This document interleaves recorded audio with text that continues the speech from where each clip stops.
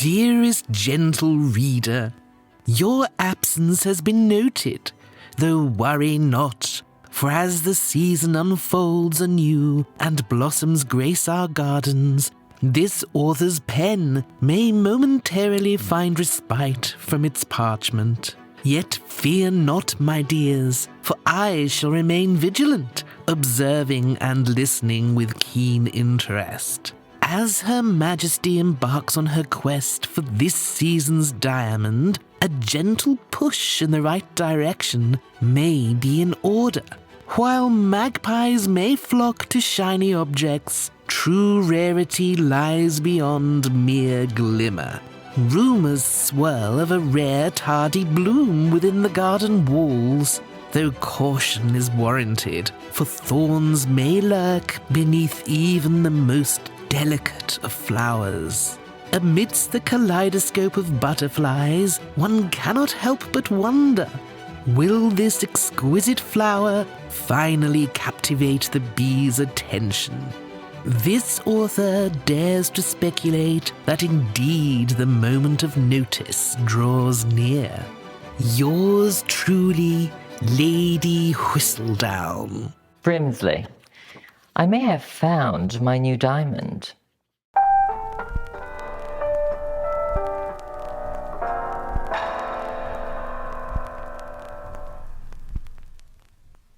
Before we start, I want to give a huge shout out to Love and Pies for making this video possible. I've been hearing a lot of buzz about this super relaxing new game, so I just had to give it a go. Love and Pies is this adorable baking game that's got me hooked. In the game, your goal is to spruce up your cafe and grow your business, while uncovering the mystery behind your mom's disappearance and the cafe's fire. But watch out for the small town drama and unexpected love stories along the way. You'll be matching ingredients to whip up delicious pies and treats for your customers, earning tips to upgrade and beautify your cafe. I cannot get enough of designing and personalizing my cafe. There are so many gorgeous options. Who wouldn't love incorporating a spa, a jazz club, or even a gym in their cafe? What's really cool about Love and Pies is its commitment to diversity. It's incredibly refreshing to see such diverse range of characters represented in the game. It's truly heartwarming to be seen and represented in the gaming world. Love and Pies has been my go-to escape, my guilty pleasure, my daily dose of me time. And the best part is, it's super easy to jump in and play. I usually sneak in a quick round while lounging on the couch, taking a break from my dolls, or after a long day. Love and Pies and I wanted to do something really special for my followers. Everyone that downloads Love and Pies within 1 week using my unique link below and plays up to day 3 will receive an absolutely amazing free gift via the in-game inbox message within 7 days. You'll get 200 energy and 50 gems. And you'll find out quickly how important they are in the game. Download for free now using the link down below and get your super sweet surprise gift delivered to your inbox now. And again, thank you so much to Love and Pies for sponsoring this video. Now let's get started with Miss Penelope. This video's diamond will indeed be Miss Penelope Featherington. I've always loved her as a character, and I actually really appreciate hers and the rest of the Featherington fashions thanks to their mama. I personally love Penelope when she wears yellows and pinks. She does wear yellows more often though, so I think I will go for that. I also want to make her glow up look as she starts incorporating the Bridgerton blues. Who doesn't love a doll with more gowns, wigs, and accessories? I'm really excited to start this project, and I'm even more excited for the new season to come out. I'm a little annoyed that they're splitting it in half, but it's fine. I want to use these two dolls. This one is the curvy Made to Move Barbie. I think one of the main goals for her is to really emphasize a chest corset bodice that pushes their chest up and in so that they have the twins featured very specifically. I feel like for her face, this Disney Snow White might be a good candidate because she has the fuller cheeks. I feel like her features matches Nicola a lot better. Let's go ahead and prep everything. So we have the Disney Store head with the Made to Move Barbie all ready for customization. And you guys, look at this. This looks absolutely amazing. The combination and the posability is everything. I'm obsessed.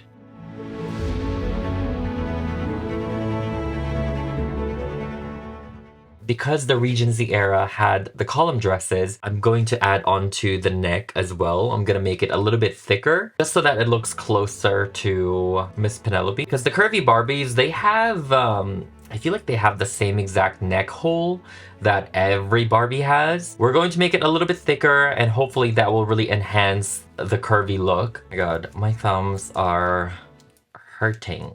I'm trying not to use it as much. I mean, I feel like that's impossible to not use it if you're working on art. We gotta keep making art. You just want to be cautious when you are adding this sort of modification. You want to make sure they are even as much as possible, even though the twins are not identical. But yeah, you just kind of want to take your time and slow down just to make sure everything is working well and blend as much as possible. The Disney Store dolls actually have molded eyelids. Well, it's not a problem, but for this project, it's a problem. It's giving very Barbie, actually. They're kind of like the vintage, you know, Barbie dolls. I removed the doll's factory paint using acetone. You may also use nail polish remover if you'd like. And we are going to be scraping her eyelids. As you can see, she has these detailed eyelids, which is really, really cool. However, we need to scrape it off so we have a flat surface to work with. And to really clean it up, I am just adding a little bit of epoxy clay on top of it, just so that it is more seamless.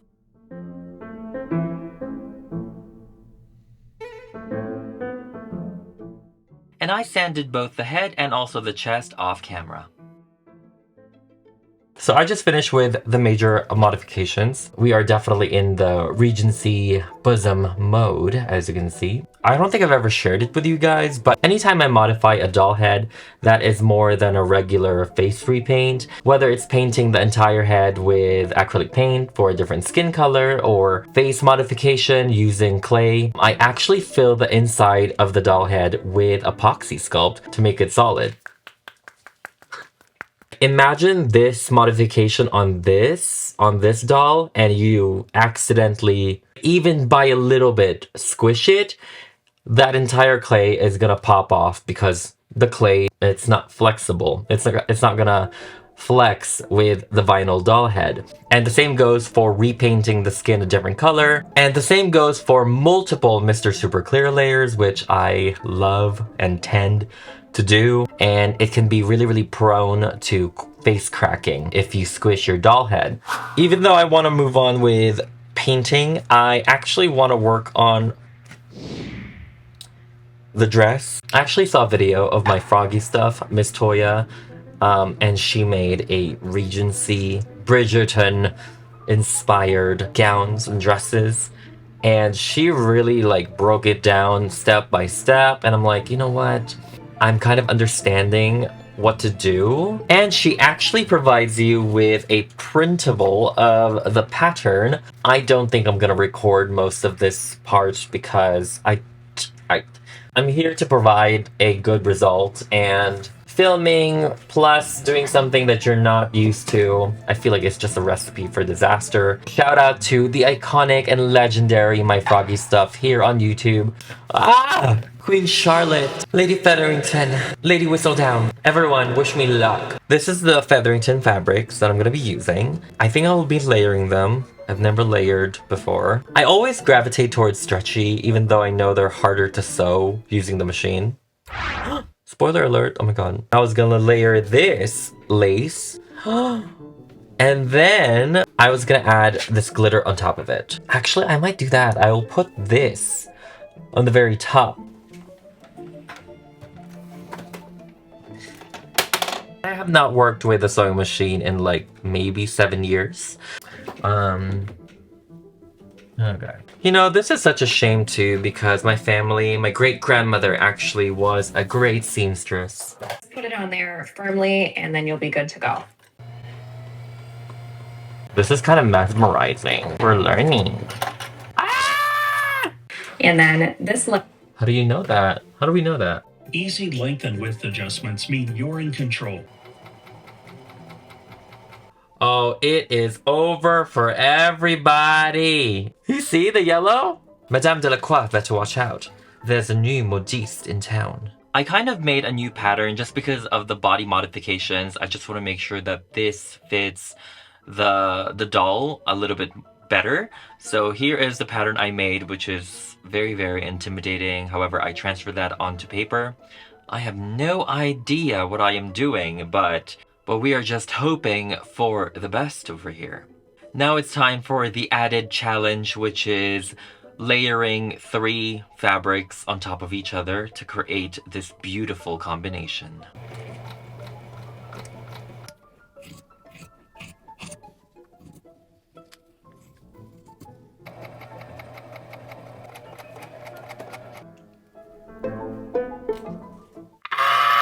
I have freaking made a Regency-inspired dress. Oh my gosh! I love the fabric mixture so much. It just makes it look more grand and more extra and ostentatious, and it looks really, really good. Look at this clean line.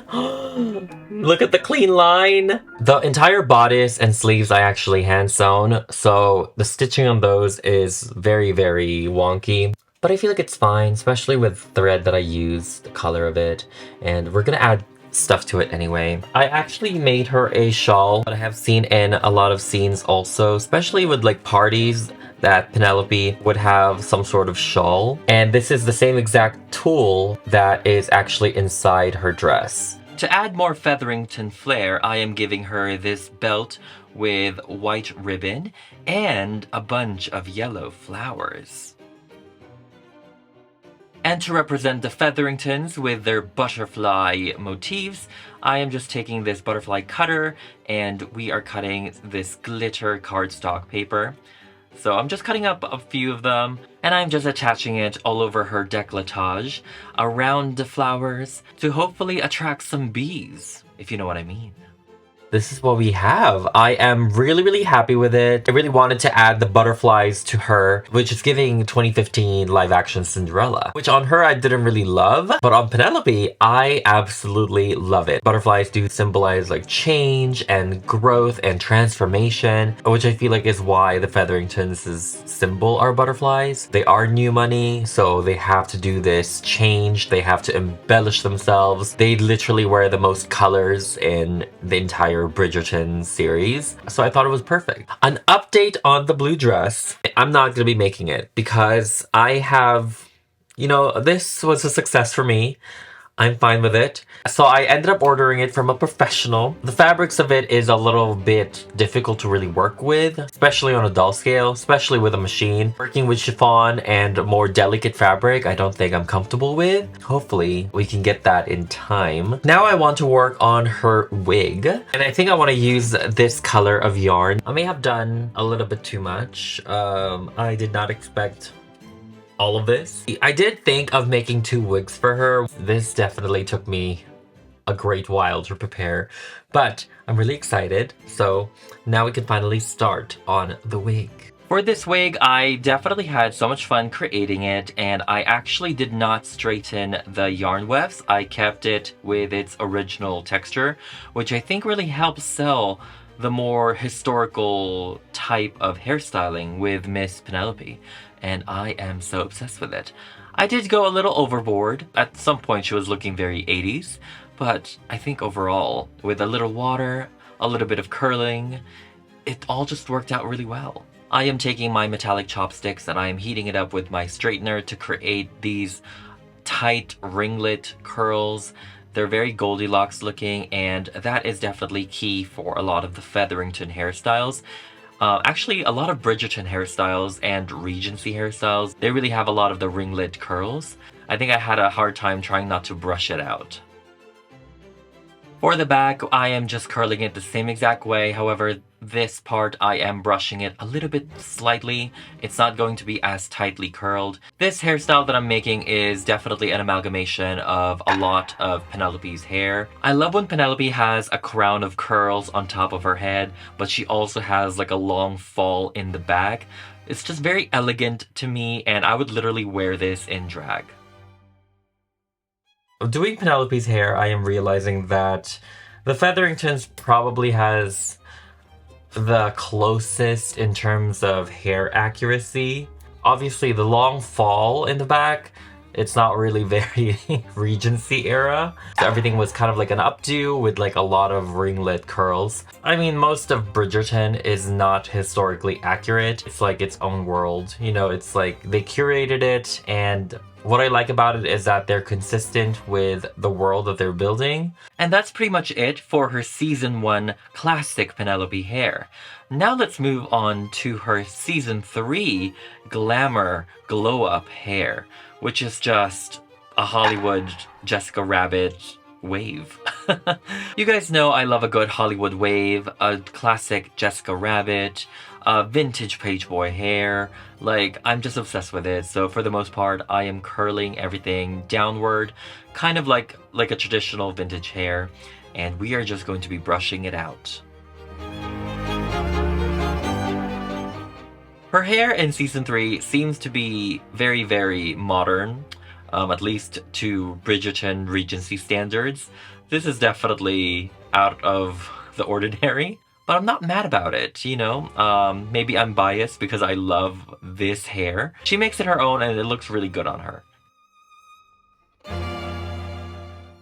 So this is our Season 3 Penelope. You guys know I love this type of swoopy look. This is like Jessica Rabbit, Dita Von Teese vibe over here. I am into it. So now we're done with Penelope's wigs.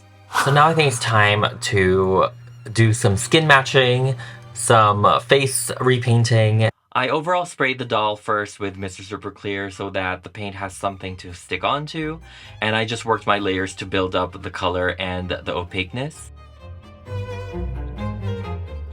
And since I sprayed her with Mr. Super Clear, I was like, why not body blush her? For the most part, I just blushed and contoured her upper half, which is her chest and also her arms. I am hoping that they don't crack as much, specifically the joints, but I'm sure they will.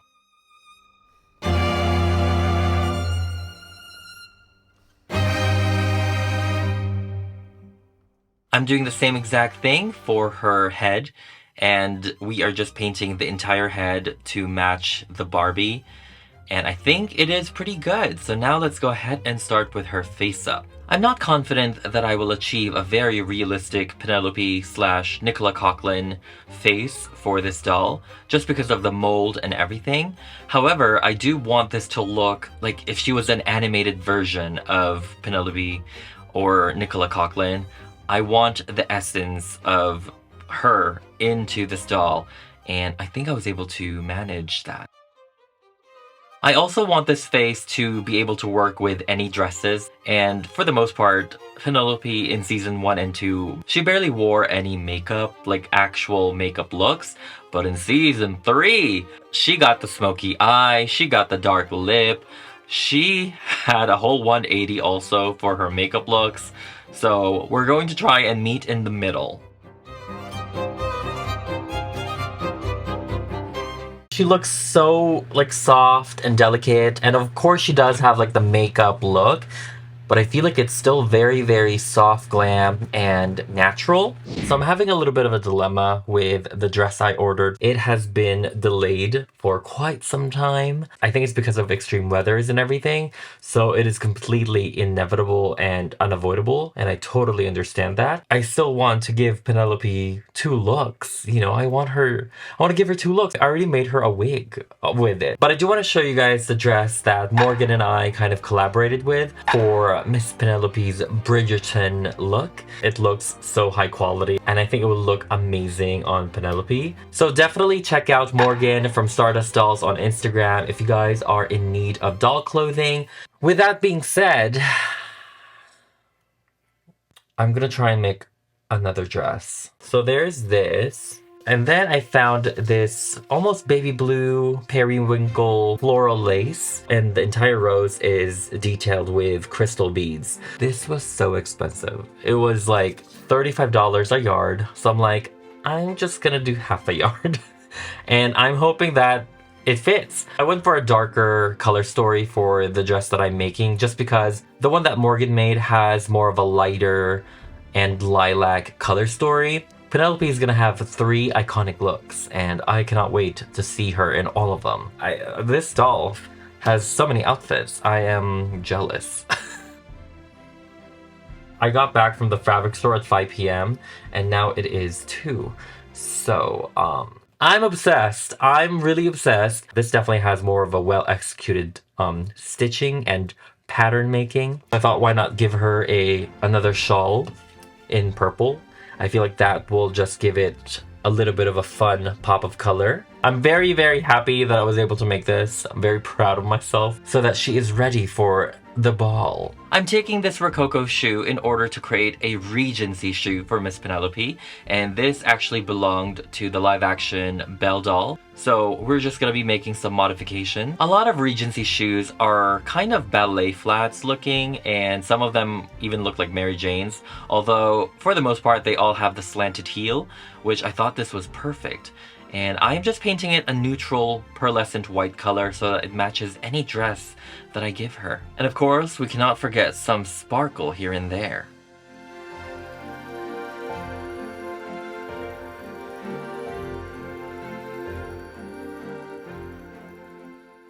I really want to incorporate cool representation for the Bridgertons. So I think I may want to give Penelope maybe some bee earrings or something with her hair, because the bee is the Bridgerton symbol. I'm taking the silver bees and we are just going to paint it in gold to really match Penelope's accessories. I really like that they are not super huge and super tiny. Like, they are a good size as a earring for Miss Penelope. For her Bridgerton look, I want her to have this bee clip for her hair. I feel like having the bee on her hair is such a vibe, especially because of her hairstyle. So I thought, why not use this one? I think I want to make another accessory for her, which is a fan. Most women of the ton has a fan to draw attention to their... I was following Sky Magenta Crafts here on YouTube to create this beautiful articulated fan. So for the most part, you just cut up a bunch of strips of cardboard paper if you'd like, or cardstock, and you just put it in a pin. You close the pin, of course, and then you fan out these branches. Then you go ahead and take a paper of some sort with whatever pattern, color, or anything that you like, and you glue the fan branches on it. And that's pretty much it. You just cut it up and you just fold all of the branches one by one. I'm not sure if it's called branches, but I'm calling it branches. And voila! You have an articulated fan. I wanted to practice on that one first, but now I am going to make the real thing. So for Miss Penelope, I am making her 2 pairs of fan, of course. One for her yellow look, one for her blue look. And I actually made a closed version as well so that it's hanging off her wrist. Even though the fans are articulated and they can close, it is a little bit harder and it doesn't look right because of all of the added trimmings and paint and design that I added. So I thought, why not make a separate closed fan looking so that it is hanging off Penelope's wrist when she is not using the fan. I've seen a lot of the ladies of Bridgerton do that, so I thought that was kind of cute. For her Bridgerton blue look, I am giving her these pair of fans, and they have white branches with lilac color fan. It is a lot more simple, of course, and a lot more cleaner. However, I am gluing an overlay of lace over it, just so it has some sort of texture. And voila! These are all of the fans that I have made for Penelope. Don't mind the one on the right. That one is literally purely made out of, like, the trimming, and it was not that great. So we're gonna be using these 2. These are definitely top tier. And again, shout out to Sky Magenta Craft here on YouTube for providing an amazing tutorial. You can't be an established member of society without reading some society papers or gossip papers, and I think Miss Penelope deserves her own copy of Lady Whistledown. I got this off of Etsy, and I wish that my printer is able to print really tiny. However, you can read the title, and it says Society Papers right there. Unfortunately, the actual paragraphs are super tiny.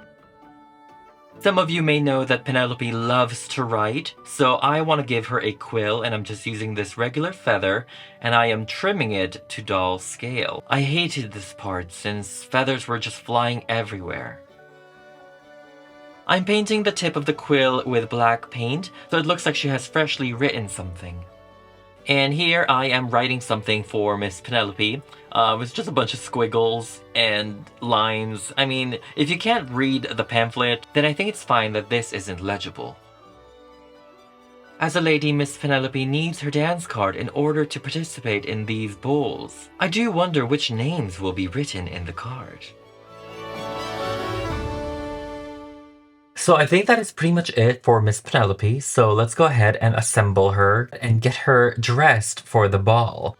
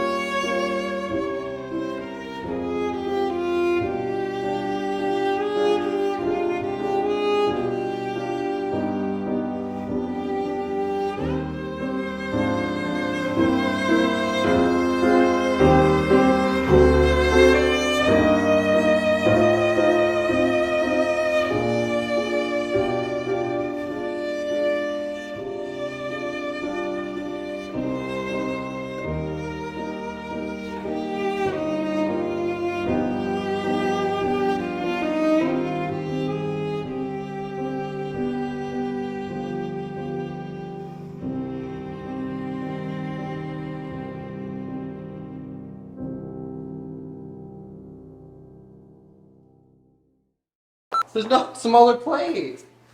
And it matches. Is it ridiculous? I mean, it's a mug.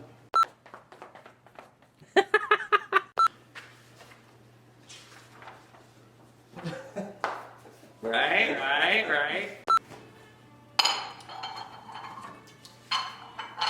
I feel like it's my mistake. I feel like, should I be getting it first? Or, no, it makes sense that I hand it to you, right?